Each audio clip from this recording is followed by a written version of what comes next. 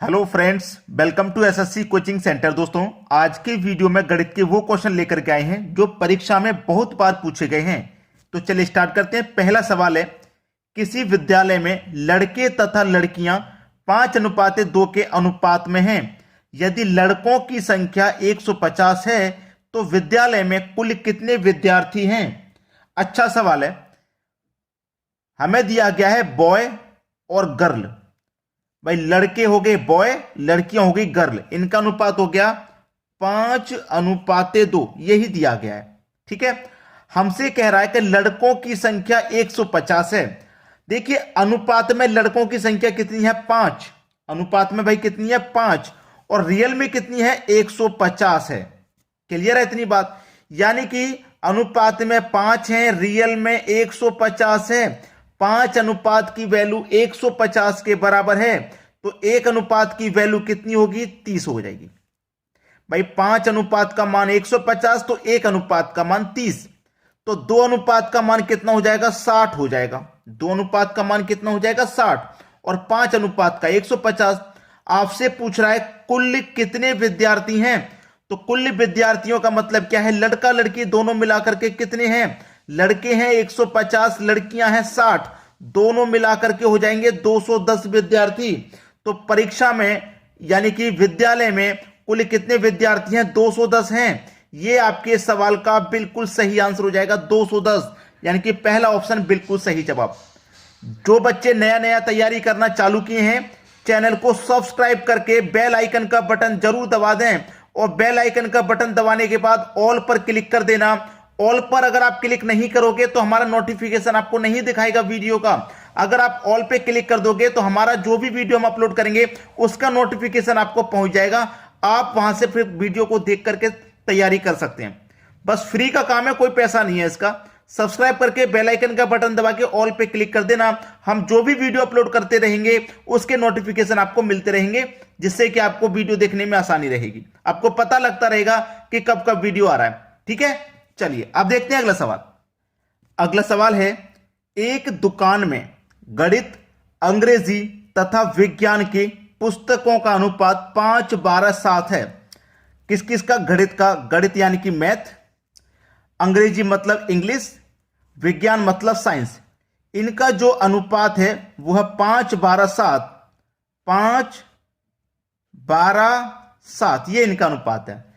यदि दुकान में 140 विज्ञान की पुस्तक हैं, विज्ञान की पुस्तक कितनी है? 140, और अनुपात में विज्ञान की कितनी है? साइंस की कितनी है? 7 है। अनुपात में कितनी है? 7, और रियल में कितनी है? 140, यानी कि 7 की वैल्यू 140 है, तो 1 अनुपात की वैल्यू कितनी हो जाएगी? 20 हो जाएगी।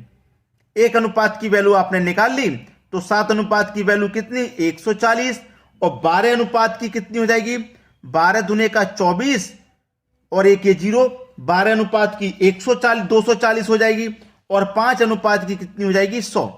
भाई, 1 अनुपात बराबर 20, तो 5 अनुपात बराबर 100, 12 अनुपात बराबर 240, 7 अनुपात बराबर 140।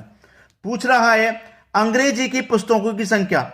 अंग्रेजी यानी कि इंग्लिश की पुस्तकों की संख्या कितनी है? 240। हमने तो तीनों निकाल ली, हमें केवल साइंस की दी गई थी, हमने तीनों निकाल ली। किसकी कितनी बुक है? मैथ्स की 100 है, इंग्लिश की 240 है, और साइंस की 140। हमसे इंग्लिश की पूछ रहा है, अंग्रेजी की, तो 240 आपके सवाल का बिल्कुल सही आंसर है। 240 सी ऑप्शन प्रश्न का बिल्कुल सही जवाब। चलिए अब देखते हैं अगला प्रश्न। अगला सवाल है, ए, बी तथा सी के मासिक वेतन का अनुपात 2, 3, 4 है। बी तथा सी का कुल वेतन 14,000 है। ए से बी का वेतन कितने प्रतिशत अधिक है? 3 व्यक्ति हैं, ए, बी और सी। ये आपके पास 3 व्यक्ति हैं। अनुपात है तीनों का 2, 3 और 4। ठीक है, अब हमसे यहां पे एक बात कही है, बी तथा सी का कुल वेतन 14,000 है। बी प्लस सी, इन दोनों का मिलाकर के 14,000 है। दोनों का मिलाकर के है 14,000। अनुपात में दोनों का योग कर लो, क्योंकि ये दोनों का योग ही तो है, बी और सी का भाई बी और सी का योग ही तो है ये वेतन का, तो इनके अनुपात का भी योग कर लेंगे, बी और सी का। कितना हो जाएगा? 3 और 4 7। अनुपात का योग हो गया 7, तो इस योग में अनुपात के योग से डिवाइड कर दो। 7 दूने का 14, 3 0 यानी कि 2000 हो गया भाई। ठीक है, कितना हो गया? 2000 हो गया। अब 2 का मल्टीप्लाई 4 से कर दो तो 8000, 3 से कर दो 2 त्रिक का 6000, 2 से कर दो 2 दुने का 4000, तीनों का अलग अलग आप निकाल लेंगे। आपसे पूछा क्या है? ए से बी का वेतन कितने प्रतिशत अधिक है, प्रतिशत में पूछा है। ए से बी का वेतन देखो कितना अधिक है, ए से बी का वेतन कितना अधिक है? 2000 अधिक है। बी का जो वेतन है वो 6000 है, तो 2000 अधिक हुआ ए से, 2000 अधिक है कितने पर भाई? 2000 अधिक है ना, हमें यह मालूम है 2000 अधिक है कितने पर? 4000 से। और प्रतिशत के लिए क्या करेंगे आप? 100 से मल्टीप्लाई करेंगे। 2000 से 4000 दो बार में कट जाएगा, और 2 से 100, यहां पे 1000 नहीं 100 से मल्टीप्लाई होगा प्रतिशत के लिए। 2 से 100 50 बार में कट जाएगा, यानी कि 50% आपके सवाल का बिल्कुल सही जवाब हो गया। क्लियर है दोस्तों, सभी को समझ में आ गया? अब देखेंगे अगला सवाल। अगला प्रश्न है, एक दुकानदार को 50% प्लस 50% की छूट का बोर्ड लगा हुआ है, वह कितने प्रतिशत छूट दे रहा है? अगर ऐसा सवाल आपके पास रहे तो आप यह मत समझ लेना कि 50 प्लस 50 की छूट है तो हमें 100% की छूट दे रहा है, ऐसा बिल्कुल मत समझना। अगर आपने 100 आंसर कर दिया तो समझो गलत कर दिया। इसको करने का एक फॉर्मूला है, ए प्लस बी प्लस का ए बी बट्टे 100, यह फॉर्मूला है। ए की वैल्यू ये है, बी की वैल्यू ये है। ठीक है, चलिए हमारे पास ए की वैल्यू कितनी है? 50। अब ये छूट दे रहा है ना, तो माइनस का 50।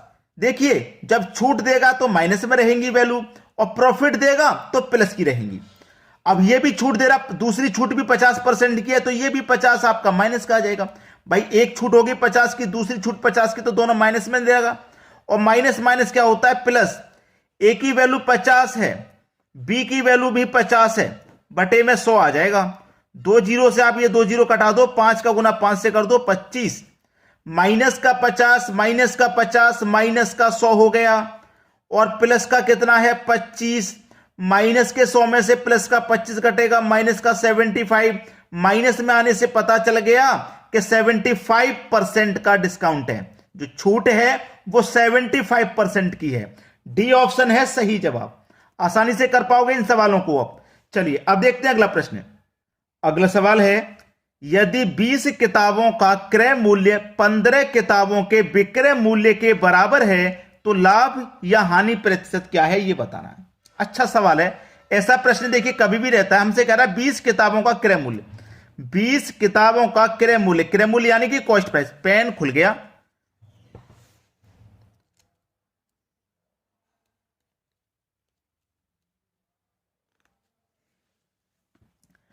20 किताबों का क्रय मूल्य, क्रय मूल्य यानी कि कॉस्ट प्राइस बराबर है, बोला है बराबर है 15 किताबों के विक्रय मूल्य, विक्रय मूल्य यानी कि सेलिंग प्राइस के बराबर है। चलिए ये देखिए इधर कॉस्ट प्राइस है, अब ये सेलिंग प्राइस बराबर के इधर आएगा तो कॉस्ट प्राइस के बटे में सेलिंग प्राइस हो जाएगा। इधर क्या बचा? 15। अब ये 20 इधर जाएगा तो 15 के बटे में 20 आ जाएगा, यानी कि कॉस्ट प्राइस 15 रुपए, सेलिंग प्राइस 20 रुपए। अब 15 रुपए की चीज को आप 20 रुपए में बेच रहे तो 5 रुपए का फायदा होगा। फायदे का मतलब लाभ होना है, इतना क्लियर हो गया।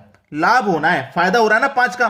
15 की चीज को 20 में बेच रहे, 5 का लाभ हो रहा है, तो हानि तो हो नहीं सकता। ये वाला ऑप्शन भी नहीं हो सकता, ये वाला भी नहीं हो सकता, हानि नहीं हो सकता। ठीक है, 5 का लाभ हो रहा है।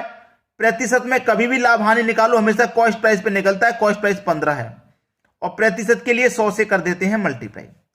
5 से कटेगा 15 3 बार में, और 3 से कटाऊंगा 3 त्रिक का 9, 1 बचेगा, फिर से 10, 3 त्रिक का 9, 1 बचेगा, नहीं जाएगा तो 1 ऊपर बटे में 3।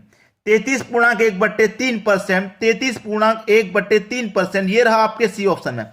हानि वाला तो हो नहीं सकता, पहले ही बता दिया, लाभ होगा। सी ऑप्शन बिल्कुल सही जवाब। चलिए अब देखते हैं अगला प्रश्न।